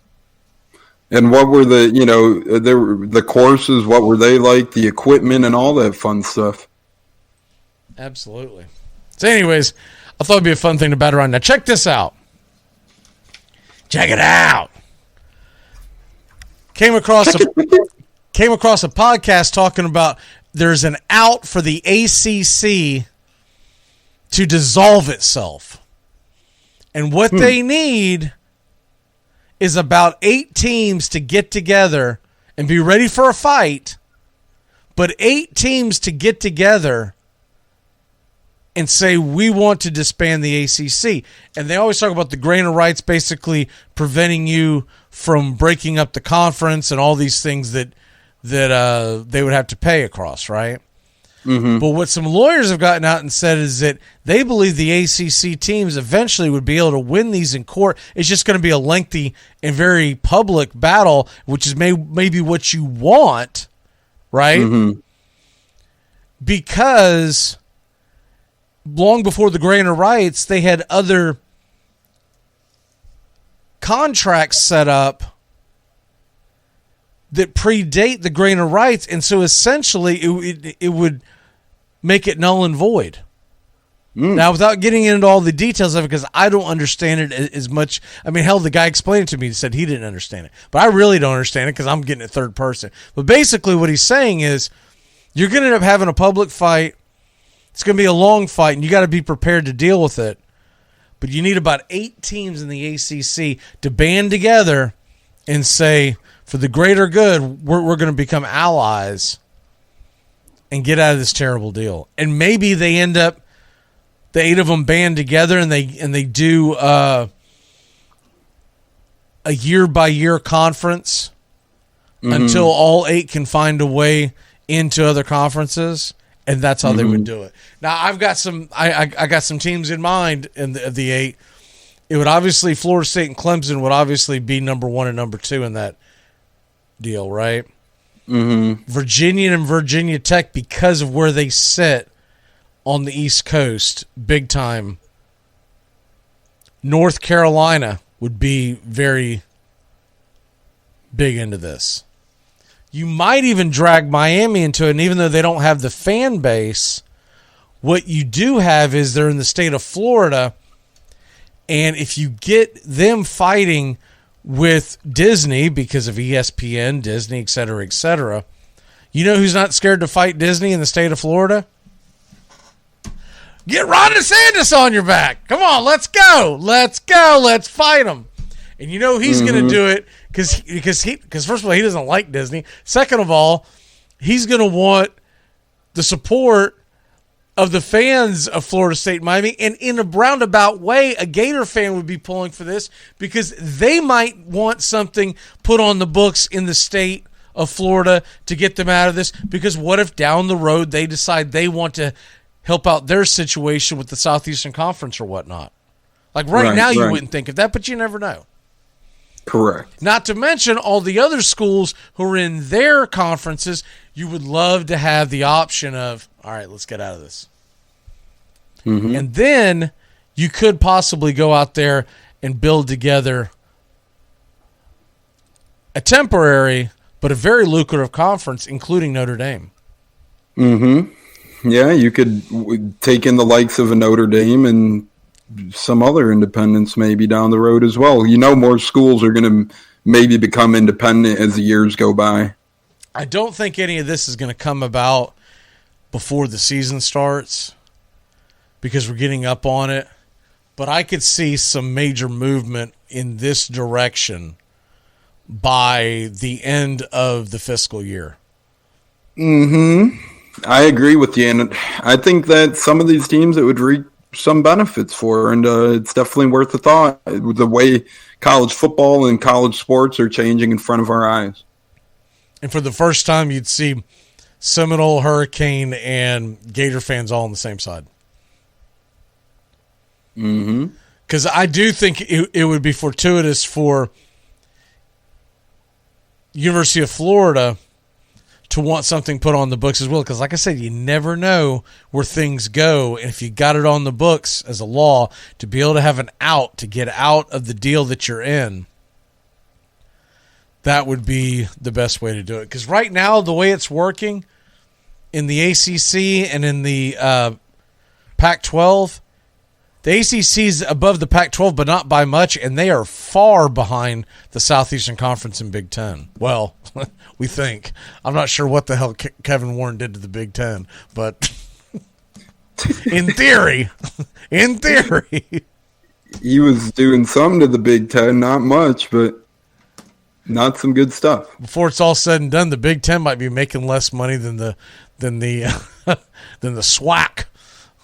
Yeah, we might become the Little 10. You might become Little 1. A lot of folks might bounce. Be Northwestern going, hey, don't forget about us. Rutgers is like that Will Smith gif when he's looking around and the room's empty and no one's home. Yeah, it's But anyways, it'll be interesting to monitor that going forward. So we're coming up on it. What is your, first of all, think about this for a second, and I'm going to give you my lock. I wanted to start giving out game balls. So in other words, something that's happened in sports since the last time you've been on, right? Mm-hmm. Mm-hmm. So obviously you've had the weekend, right? Mm-hmm. And want to start doing this routinely with all the guys. Some of y'all are on twice a week. Some of y'all are on once a week. But whatever, it's something you're giving out that since the last time you've been on, right? Mm-hmm. Mm-hmm. And with that being said, I'll go ahead and give you my lock. Maybe that'll give you a chance to think of a game ball. And I'll also give you my game ball. Seriously, you have this one. My lock today, I like the Cleveland Guardians -4.5 team total. They're coming off a Sunday night game. They're coming off a double header. They're going to be going up against the White Sox in a bullpen game, and normally that would scare me, but I think Cleveland will come in light hitting and very tired. Give me Cleveland under 4.5 runs. And my game ball I'm going to give to Catherine Sandercock. Perfect game, Florida State, to punch their ticket to the women's Sweet 16 Super Regionals, as they call them. What a performance. Perfect game, 1-0 win in a winner-take-all ball game. And my walk-off is, of course, watch Braves, or tune in to Braves Dodgers 7:20 tonight, first pitch right here on Braves Country HD. What is yours? My lock is the Carolina Hurricanes. They're down 2-0, and they're -109 on the line, straight up, that is. My game ball is Michael Block, the man who was a PGA champion, who got into the PGA championship and got a hole-in-one, and he did well enough to elect himself into next weekend's PGA tournament. And my walk-off is stick with Braves Country tonight for those in need of a baseball game. I think the weather's clearing around here, so yay. I may not have to do 2 feeds. Y'all hang tight on here on 99.1 FM. Brian Snow's coming up, and then, of course, you got Sports Map Radio overnight. We are going to take a little bit of a break. We're going to keep the feed up. Tones, I'll see you Wednesday night for Braves Dodgers. Woo! We got ourselves a week today. Braves Dodgers and then Braves Phillies all week long. No days off. Let's go. Goodbye, sweetheart, well, it's time to go. We're back tomorrow with another show. Well, unless we're fired, we'll talk to you then. Goodbye, sweetheart, goodbye. Goodbye. Guys and gals, it's time to go. We'll see you on the next show. Same bat time, same bat channel. Thanks for listening to Braves Country with Mac McGee and the Armchair Quarterbacks on 99.1 FM WQEE The Key in Noonan, Georgia, and simulcasting on youtube.com/@BravesCountry. Braves Country comes your way weekdays 3 p.m. Eastern to 5 p.m. Eastern. Please follow, like, and subscribe today. Armchair Quarterback Radio, your first choice for Southern sports. Something of the 5th of September. Something of the 5th of September. She said a lot that I can't remember. Something of the 5th. Can I get another cigarette, please? Can I get another cigarette, please? Yeah, I know I live to regret it. Just give me another cigarette, please.